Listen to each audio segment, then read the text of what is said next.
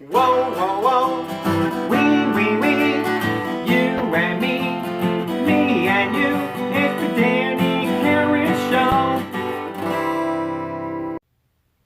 Danny Karen here. You know what's good. I mean, really good. It is really good. It's musical good. And today we're talking to someone that plays a musical instrument.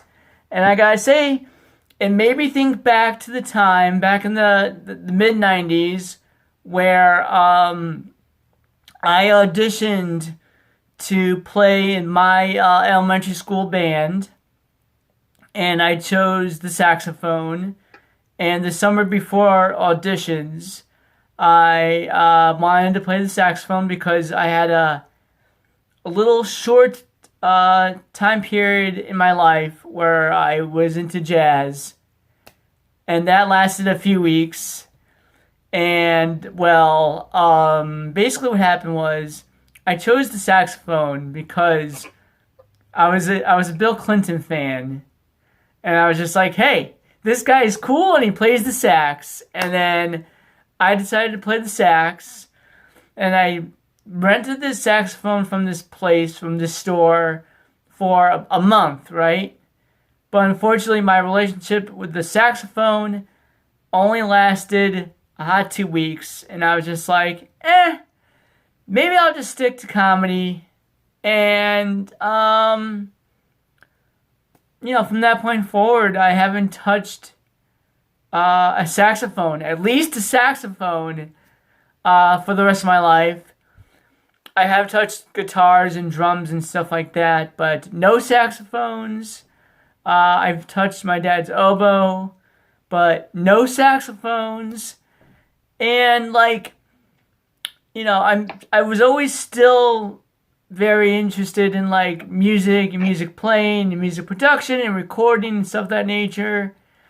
And I found our next guest on Facebook, and she plays the electric violin. And something that grabbed my attention about her playing the electric violin was that I've never heard of such a thing before. I never heard of an electric violin. I've seen the violin, and if you played it in a different way, the violin becomes a fiddle, I believe. Maybe not so. Maybe that's not the case. I don't know. She'll correct me. That'll be the first question I ask. But I've never really witnessed a violin being plugged into an electrical outlet. So I was just like, that's rather interesting how that's done. Because a lot of us have seen, concert halls on YouTube or PBS, whatever the case is, where people are playing the violin. Maybe this is not how you play, but I don't know. People play the violin and it's not plugged into anything. And I guess that's called acoustic. I'm not really sure. And when I heard about the electric violin, I was just like, whoa, gotta check this out. Anyway, so please welcome my guest. Her name is Tova Lee. Yay! Woo! Here she comes. Da da da da da da da da da da da da da. Hi, Danny. How's it going? It's going well. How are you? I'm good, thank you. So tell us, am I correct when it comes to violin versus fiddle? Is it really just an adjustment on how you hold the instrument that makes the difference between the two instruments? So my knowledge of fiddling is also pretty limited. I think from what I understand, violin itself is and playing violin is just that. When you say fiddle, fiddle has kind of roots the word itself to more bluegrass style, and so it's the same instrument. Nothing has changed in terms of like how you hold it or how you play it, so much as it is just called a fiddle and like called like just fiddling. But definitely like the use of the word fiddle usually is just paired with a certain style of music. In this case, it happens to be more bluegrass and country style. So in terms of just like vernacular that's used for violin itself, I mean, violin is usually associated as just being acoustic. It's not like one has to necessarily normally say like acoustic violin. It's just like I'm playing violin or I'm playing electric violin because like electric violin is still kind of on the more rare side. I think people just, when they say I'm playing violin, they just normally assume that it is acoustic and don't really kind of clarify that by saying an acoustic violin. But yeah, I mean, there are tons of violinists that are definitely electric violinists. There are tons of violinists that play electric violin in like rock bands, jazz bands,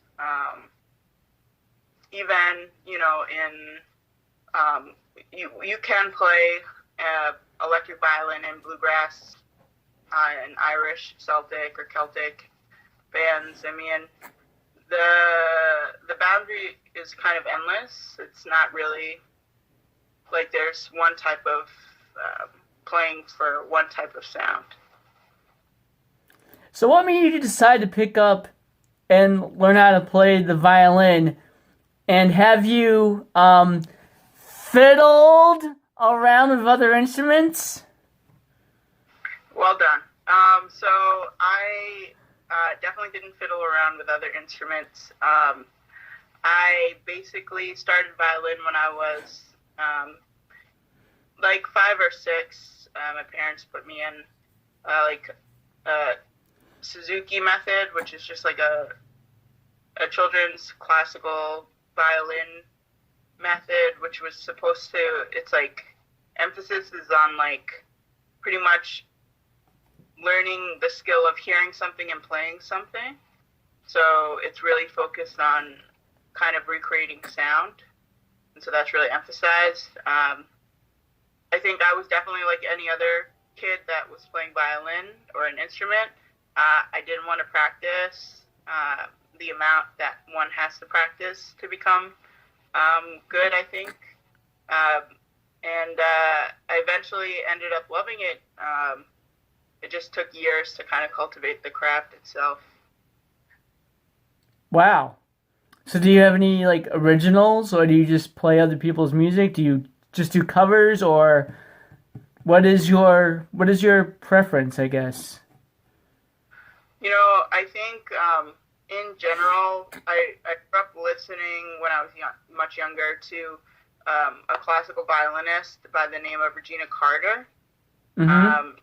He really kind of played everything, and what was so beautiful about that was that I saw, like, in my kind of first example of violin playing, that there was no limit to the style that one could create. So I think I kind of followed suit with that idea. So I definitely like something that's on Spotify now that I created like a couple years back is I took like a Triple X Tenacion song, who's like a rapper who was one, who wrote Moonlight, and I used that instrumental track to play both his song and also the Game of Thrones theme song. And both were kind of perfect for the key that the song was in.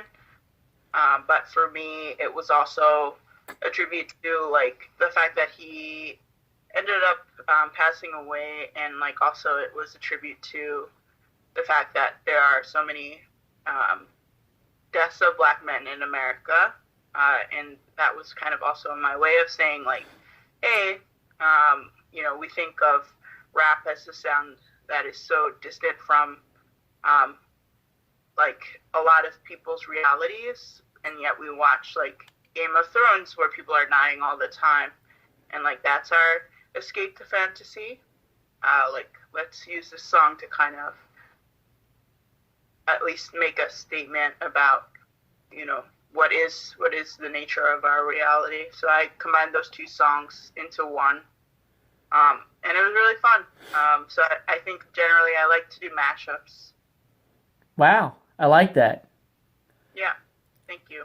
I like that. Yeah, you know, it's funny you mentioned the art of hip hop and rap, and you know, I feel well, actually, yeah, I do feel this. I feel like a lot of like hip hop artists and rap artists, they do mashups. It just how you described. They take, you know, a pre-existing song, and they kind of like recycle it into their own, keeping the I wouldn't say the base, but the basics of that song, and they make it into their own. And like I feel like that's what you do, is that you know, combine different songs, and you take somebody else's song and you make it more into your own song. And I admire that a lot. I think that's awesome. Thanks. And my question to you, well, you know, not just one question, but a few questions, I would have to say is, from violinist to violinist, what is your opinion on Yo-Yo Ma? I think Yo-Yo Ma is a fantastic musician. I think he's one of the best musicians I've ever heard play. I think he has a really soulful quality to his playing.